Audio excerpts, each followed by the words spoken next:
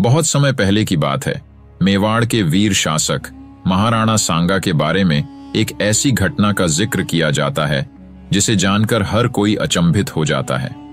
यह कहानी उनकी बहादुरी और गूढ़ रहस्य से भरी हुई है। कहानी तब की है जब राणा सांगा अपनी सेना के साथ एक विशेष युद्ध अभियान पर निकले थे। यह अभियान उनके लिए बेहद महत्वपूर्ण था क्योंकि इसे जीतने के बाद मेवाड़ की सुरक्षा और सम्मान को कोई खतरा नहीं रहेगा। मार्ग में चलते चलते उनकी सेना एक ऐसे जंगल से गुजरी जो अपनी रहस्यमयी कहानियों के लिए कुख्यात था। उस जंगल में तरह तरह की आवाजें सुनाई देती थीं, किसी के हंसने की तो किसी के रोने की। लोग कहते थे कि इस जंगल में कई राक्षसी आत्माएं बसती हैं जो राहगीरों को मार डालती हैं। जंगल की गहराई में उतरते ही सांगा की सेना को अजीब अजीब घटनाएं होने लगीं।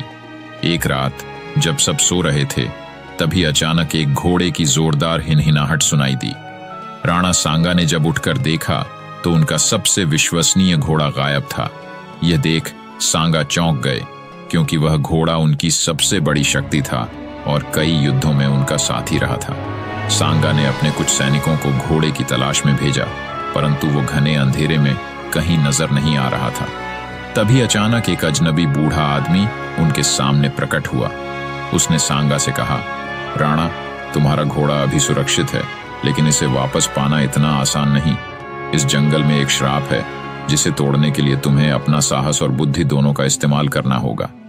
राणा सांगा ने बूढ़े से पूछा कि इस श्राप को तोड़ने का क्या तरीका है। बूढ़ा बोला, जंगल के अंत में एक प्राचीन शिवालय है। वहां पहुंचकर तुम्हें एक ऐसा दीपक जलाना होगा जो केवल वीर योद्धा ही जला सकते हैं। यदि तुम सफल हुए तो तुम्हारा घोड़ा तुम्हारे पास वापस लौट आएगा। सांगा को उस बूढ़े की बात पर थोड़ा संदेह हुआ, परंतु उनके पास और कोई विकल्प नहीं था। साहस जुटाकर राणा सांगा ने उस शिवालय की ओर प्रस्थान किया। वह शिवालय घने जंगल के मध्य में स्थित था और वहां तक पहुंचना भी आसान नहीं था।